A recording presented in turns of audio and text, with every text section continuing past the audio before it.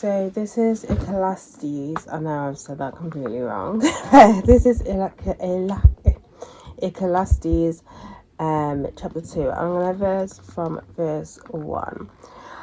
Verse 1. I said to myself, come now, I will test myself with pleasure and enjoying good things. But this too is pointless. Of laughter I said, this is stupid, and of pleasure, what's the use of it? I searched my mind for how to gratify my body with wine, as with my mind still guiding me with wisdom. How to pursue foolishness. My object was to find out what was the best thing for people to do during the short time they have under heaven to live. I myself worked on a grand scale. I built myself palaces, planted myself vineyards, and made myself gardens and parks. In them I planted all kinds of fruit trees. I made myself pools from which to water the trees springing up in the forest. I brought male and female friends, brought male and female slaves, and I had my home-born slaves as well.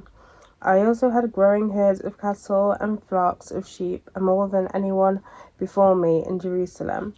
I amazed silver and gold, the wealth of kings and provinces. I acquired male and female singers, things that provide sensual delight, and good many concubines. So I grew great, surpassing all who precede me in Jerusalem. My wisdom too stayed with me. I denied my eyes nothing they wanted. I withheld no pleasure from myself, for I took pleasure in all my work, and this is what my reward for all my work.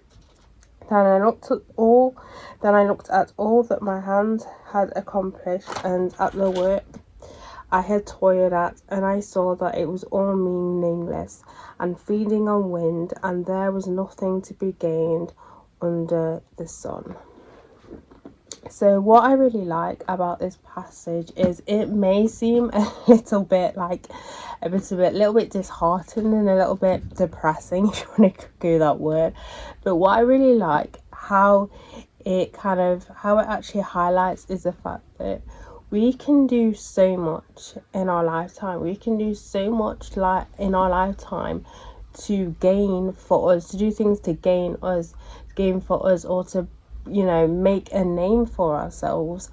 But at the end of the day, it's literally meaningless, which is true. It's completely meaningless, because all those things that gratify us now, they literally mean nothing to us. Like, it's just kind of this kind of things that we do. But actually, Jesus looks upon it and he's like, yeah, this doesn't matter whatsoever. You can toil for many hours on your work, but it means nothing to Jesus. I just love how powerful it is, just because, as I said, it just showcases how we can be sucked into kind of this thing of, like, depending on where you're from and depending in the environment you're kind of growing up in.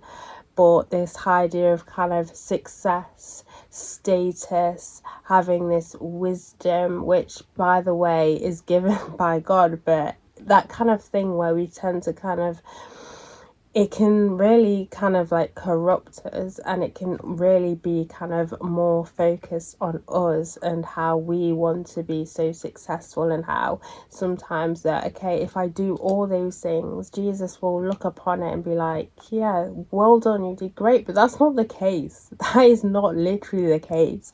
That's not what Jesus looks for.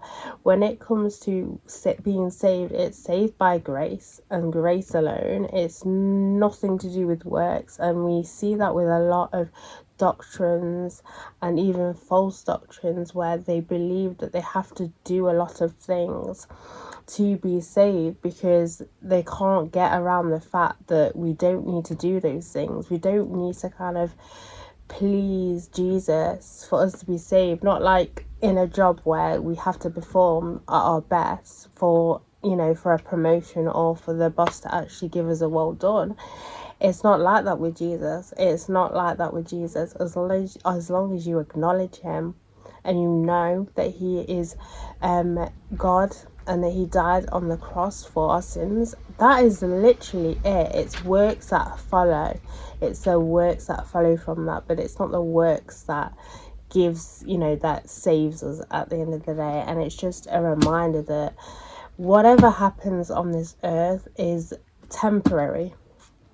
It's temporary. Whatever status or whatever kind of thing that you leave on earth, it doesn't get carried with us into heaven. It doesn't get carried with us. So the fact that he points out that it's pointless and meaningless, which may seem like a strong kind of